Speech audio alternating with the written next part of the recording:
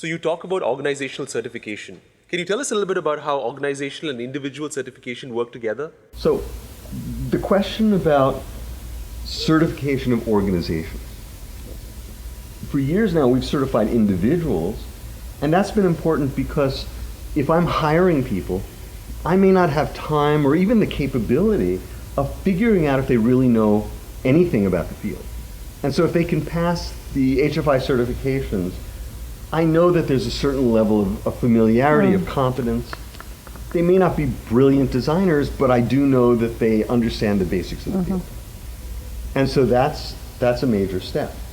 We also realized that having an organizational certification was important.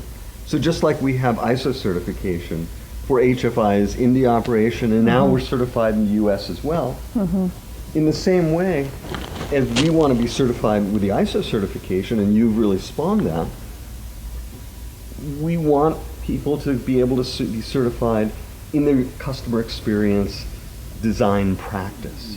And what that does is it validates the discipline. It says, yes, it's really there.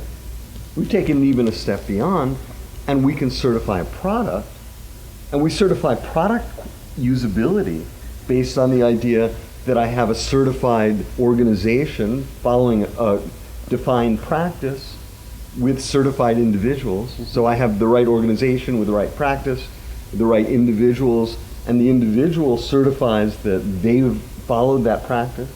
And then we do an audit of that. And we have something where we can say, yes, this is something that's usable, this is designed with best practices. We've got organizations that are certified from India to China, and we have level 5 organizations where I really would say they have everything they need to routinely do high quality user experience work on every program they're doing. And I'm very proud of those organizations. We've helped them, they've used our things, but they own that. It's part of their organization. It's not HFI is coming in and doing it. And it's really their success stories. And they're seeing very clearly the results of that in the market. They're seeing stock price improvements. They're seeing improvements in leads and improvements in their business results. So we're very excited to see that success. And across the world, I think that's a very important point, that it's not just, US-centric or particularly any one country. We are seeing this happen across, as you said, Asia, Africa, US, everywhere, which is very exciting. And it's interesting that the US is wonderful in terms of individual creativity. But I think in some ways, some of the other countries are even better than the US is in terms of maturity of practice. And the sort of the resonance with a process-centric approach, I think, sort of is built into many of the other cultures more than it is in the US. Right. And it's not surprising. I mean, the US is a very individualistic culture, whereas a lot of the Asian, African cultures are more collectivist. So, a group being able to achieve something that is inbuilt in the culture. So you look at Apple, and Apple has primarily been successful because of Steve Jobs. Definitely. Now what we get to see is how well he institutionalized the customer-centric approach. And we'll see as time goes on, but I have concerns about that. Because Apple was built on an individual that was very customer-centric and almost magical. That's great, but is that a sustainable practice decade after decade?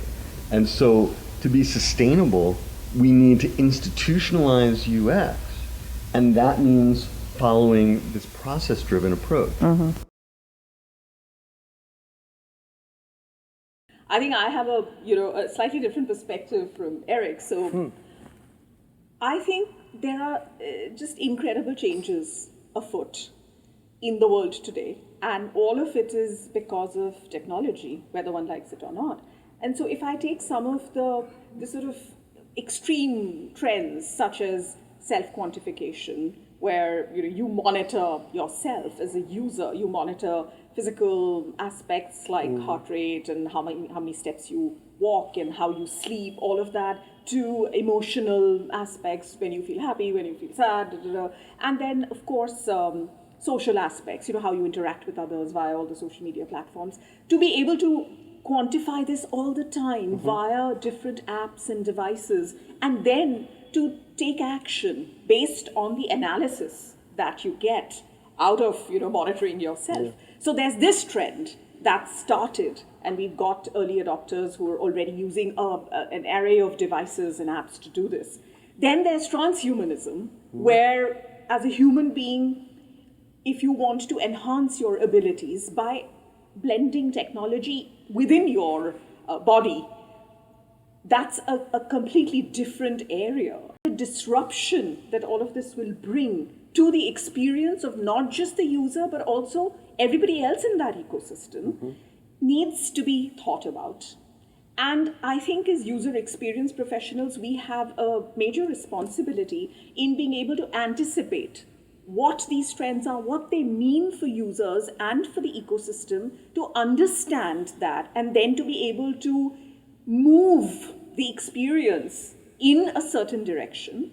So I think the third edition of the book is going to cover a lot about the user experiences around these kinds of trends. I agree that the field is going to face interesting challenges, new technologies, and I think I agree also that the field can have an impact on the quality of people's lives.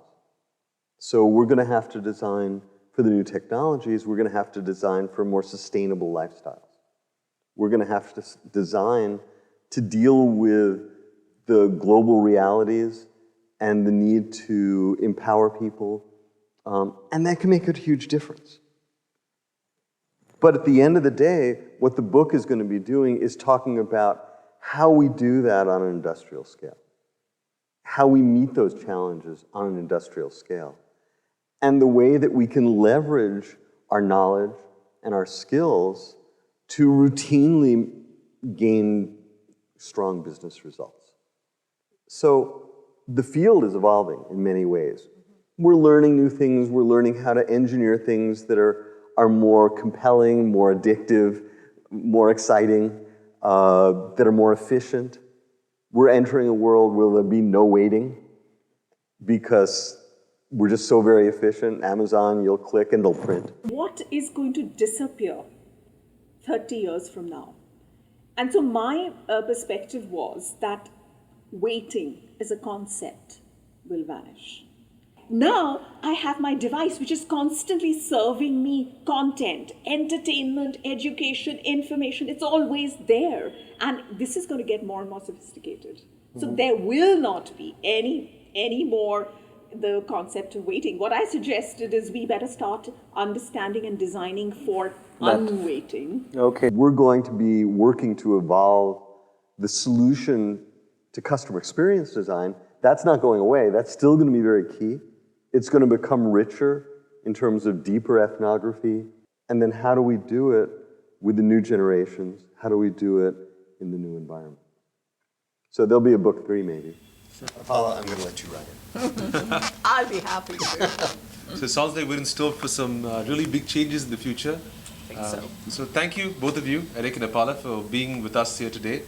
We'll look forward to your third book very soon. Not that soon. Another Why decade. not? One more decade. The future's almost upon us, so I'll wager that it'll be pretty soon, actually, right? But thank you. It was Thanks, really Monica. good to chat. Institutionalization of UX, a step-by-step guide to user experience practice, is now available at your favorite booksellers. If you would like more information about the authors and the book, please log on to www.uxpractice.com. To find out more about HFI, its training, certifications, and UX solutions, please log on to www.humanfactors.com. Thank you all for watching, and we hope to see you soon.